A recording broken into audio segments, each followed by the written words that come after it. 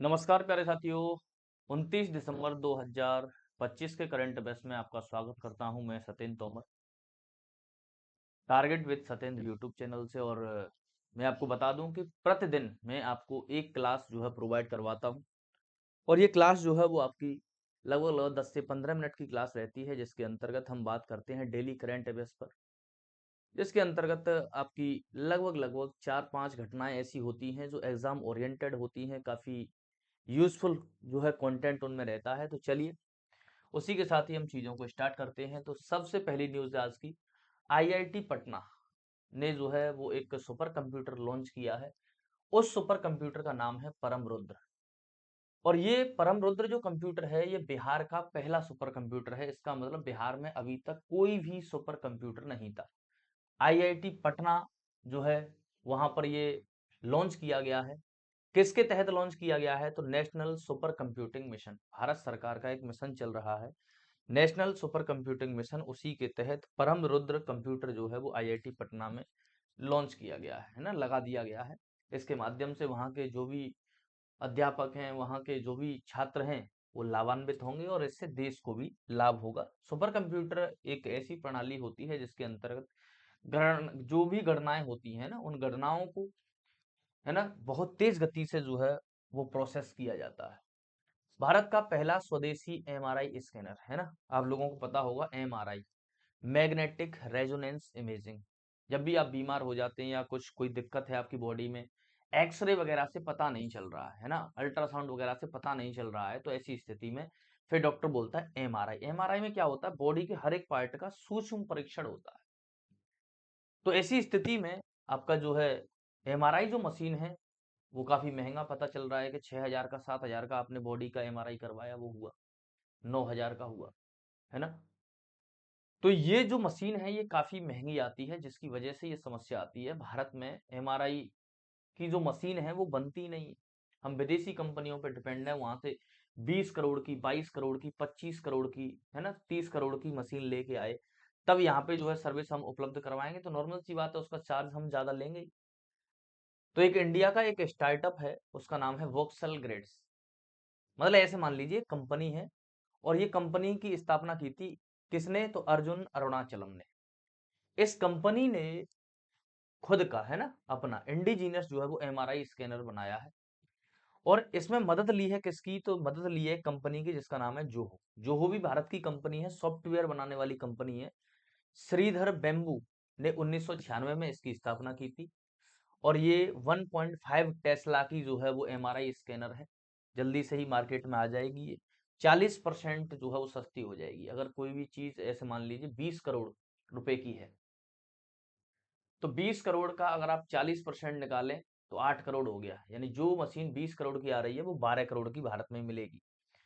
चंद्रपुर नागपुर महाराष्ट्र में जो है वो इसका, है ना, एक तरीके से हम बोल सकते हैं कि इसको बनाने का कार्य जो है वो किया जा रहा है। ध्यान रखिएगा।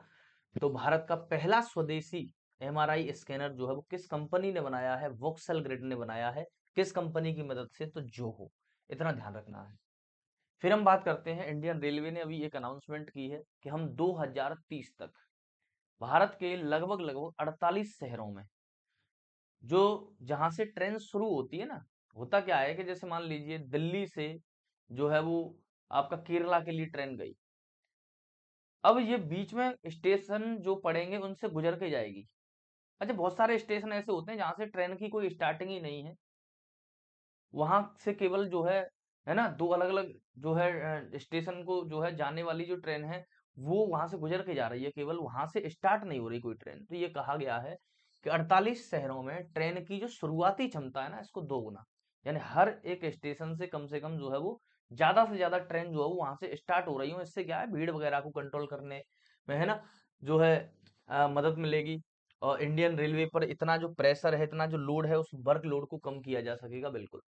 विश्व का सबसे बड़ा ओपन एयर थिएटर जो है धनु यात्रा शुरू हो चुका है।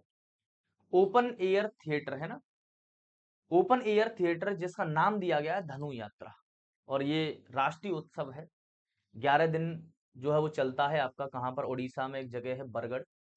और इसके अंतर्गत करते क्या है कि जो पूरा का पूरा वहाँ, है ना, जो भी आर्टिफिशियल चीजें जो बनाई जाती हैं उसको बिल्कुल ऐसा बना दिया जाता है जैसे वो मथुरा लगे, है ना? क्या लगे? मथुरा। तो पूरे शहर को पौराणिक नगरी मथुरा में परिवर्तित कर दिया जाता है और श्री कृष्ण की इसमें जो लीलाएं हैं उनको दिखाया जाता है, उनके जन्म से लेकर कंस के वध तक की जो घटनाएं हैं वो सारी इसमें दिखाई जाती हैं, है ना? तो ये विश्व का सबसे बड़ा ओपन एयर थिएटर है जिसका नाम है धनु यात्रा। 11 दिन चलता है, ध्यान रखिएगा। कहाँ पर? बरगढ़, उड़ीसा। भगवान श्री कृष्ण के जन्म से जो है ना, और कंस के वध तक जो चीजें हैं उसको दिखाया जाता है। पीवी सिंधु का नाम आपने सुना होगा, काफी चर्चा में जो है वो 2016 रियो ओलंपिक और आपका 2020 टोक्यो ओलंपिक में इन्होंने जो है मेडल जीता था। तो पीवी सिंधु जो है वो BWF यानी बैडमिंटन वर्ल्ड फेडरेशन, है ना, कि एथलीट कमीशन की जो है वो चेयरपर्सन चुनी गई है और इनका जो कार्यकाल है वो 2026 से लेकर 2029 तक रहेगा, 4 साल का। रियो ओलंपिक 2016 में इन्होंने सिल्वर मेडल जीता था। टोक्यो ओलंपिक 2020 में इन्होंने ब्रॉन्ज यानी कांस्य पदक जीता था। पीवी सिंधु के बारे में ध्यान रखिएगा। अच्छा, एक रेत कलाकार है जो रेत से जो है आकृतियां बनाते हैं, उनका नाम है सुदर्शन पटनायक। सैंड आर्टिस्ट हैं ये, और सैंड आर्टिस्ट सुदर्शन पटनायक ने सबसे बड़ा सांता क्लॉज बनाया है। कहाँ पर? उड़ीसा में। रेत से बनाया, रेत और सेब से बना हुआ है, नीलाद्री बीच उड़ीसा पर। और ये इन्होंने वर्ल्ड रिकॉर्ड बनाया है, ध्यान रखिएगा। इस जो है सांता सेंटा क्लॉज का जो इन्होंने रेत का, है ना, जो भी कलाकृति इन्होंने बनाई है उसका शीर्षक क्या था? तो विश्व की सबसे बड़ी सेब और रेत से बनी सांता क्लॉज इंस्टॉलेशन, है ना। फिर हम बात करते हैं ब्यूरो ऑफ इंडियन स्टैंडर्ड, है ना, BIS या भारतीय मानक ब्यूरो। ये जितने भी जो आपके पदार्थ हैं जो बिक रहे हैं मार्केट में, है ना, उस पे BIS का मार्क लग के आता है, एक मोहर लग के आती है। तो इसने अगरबत्तियों के लिए एक नया मानक जो है वो जारी किया है, 19/412, है ना, कोलन 2025। और इसके अंतर्गत बहुत सारे इंस्ट्रक्शन दिए गए हैं कि भाई आप अगरबत्तियों का जो रॉ मटेरियल है वो कहाँ से लेके आते हैं, क्या केमिकल आप यूज कर रहे हैं, क्योंकि अगरबत्ती जलाना मतलब पूरे घर में धुआं होना, है ना। उसकी सुगंध है, उसमें कोई केमिकल तो नहीं है कि हम बीमार हो जाएं, है ना। तो बहुत सारे इंस्ट्रक्शन जो है वो इसमें दिए गए हैं। बहुत सारे केमिकल्स के नाम भी जो है वो प्रॉपर तरीके से दिए गए हैं कि इन इन केमिकल्स का यूज नहीं करना है। नहीं तो पता चल रहा है कि लोग अगरबत्ती के माध्यम से पूजा कर रहे हैं, वो भगवान से लंबी उम्र की कामना कर रहे हैं, और वो अगरबत्ती जो है वो उनकी उम्र को छोटा कर दे। तो ये ध्यान रखिए, ये ध्यान रखना है। 19/412/2025 ब्यूरो ऑफ इंडियन स्टैंडर्ड ने अगरबत्ती के लिए। प्रश्न कैसे आएगा? अभी हाल ही में किस, है ना, प्रोडक्ट के लिए भारतीय मानक ब्यूरो ने जो है वो नया जो है आपका मानक जारी किया है? तो आपको पता होना चाहिए कि अगरबत्ती के लिए जारी किया है। क्या मानक है? 19/412/2025 है। प्रधानमंत्री ग्राम सड़क योजना के 25 साल पूरे हो चुके हैं। प्रधानमंत्री ग्राम सड़क योजना 25 दिसंबर 2000 को लॉन्च की गई थी, है ना। और अभी भारतीय प्रधानमंत्री ने इसका पुनः विस्तार कर दिया है कि अब 2029 तक चलाएंगे इसको हम। अभी अगर हम देखें तो 2024-25 तक जो है 8,25,114 किलोमीटर सड़कों को स्वीकृत किया गया था, जिसमें से सरकार ने 7,87,520 किलोमीटर सड़कों का निर्माण कर दिया, लगभग 95%, है ना। 2025-26 के लिए प्रधानमंत्री ग्राम सड़क योजना का बजट कितना? 19,000 करोड़ का बजट जो है वो आवंटित किया गया था। अभी जो आपका बजट आया था लेटेस्ट उसमें, है ना। आगे वाला जो बजट होगा उसमें ये आंकड़ा चेंज भी हो सकता है। वहीं अगर हम बात करें कि जो प्रधानमंत्री ग्राम सड़क योजना है इसमें 4 फेज हैं। पहला 2000 से स्टार्ट होकर 2013, 2013 से 19, फिर 19 से 24 और 24 से 29। इसमें जो ये वाला जो फेज जो अभी चल रहा है, फेज आपका 4 है ना, चरण 4। इसमें 62,500 किलोमीटर सड़कें बनाई जाएंगी और इसमें सरकार खर्च करेगी 70,125 करोड़ रुपए का।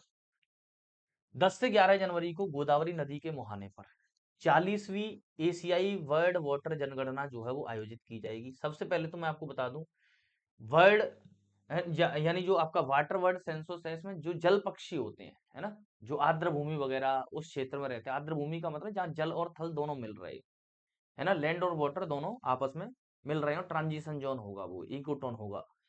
तो वहां पर जो है जो भी पक्षी रहते हैं उनकी इसमें गिनती की जाती है, उसी को बोला गया है ना। तो ये इंटरनेशनल लेवल पर भी होती है और एशियन लेवल पे भी।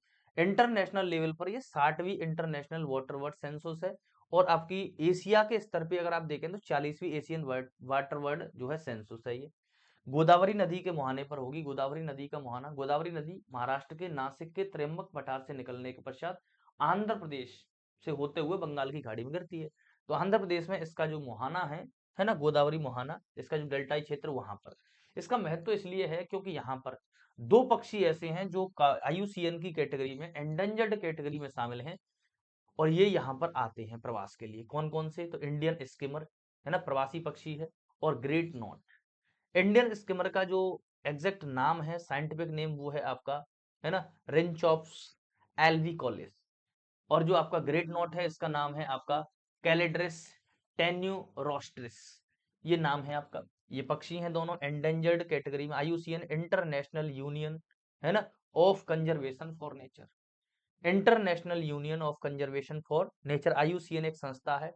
ये 9 प्रकार की जो है ना, 9 प्रकार की जो है आपकी लिस्ट जारी करती है। उस पूरी लिस्ट को सामूहिक रूप से कहते हैं red data list. Red data book जारी करती है, उसमें 9 लिस्ट हैं। अलग अलग पक्षी को अलग अलग जो है वो कैटेगरी में शामिल किया जाता है संकट के आधार पर। ये जो पक्षियों की जो गणना होने वाली है 10 से 11 जनवरी को, कौन करवा रहा है?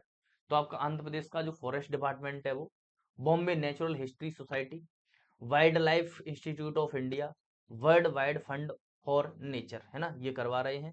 जो गोदावरी नदी का मुहाना है, वहां पर एक वन्य जीव अभ्यारण्य, वाइल्ड लाइफ सेंचुरी है, जिसका नाम है Coringa wild life sanctuary. Bharat में अगर आप देखें तो जितने भी मैंग्रोव वन समझते हैं, दलदली क्षेत्रों में, तटीय क्षेत्रों में, या खारे पानी में उगने वाले जो पेड़ पौधे होते हैं, उन्हें हम बोलते हैं मैंग्रोव्स। तो ये जो मैंग्रोव वन होते हैं, ये मैंग्रोव वन में अगर आप देखें तो गोदावरी नदी के मुहाने पर कोरिंगा मैंग्रोव्स है।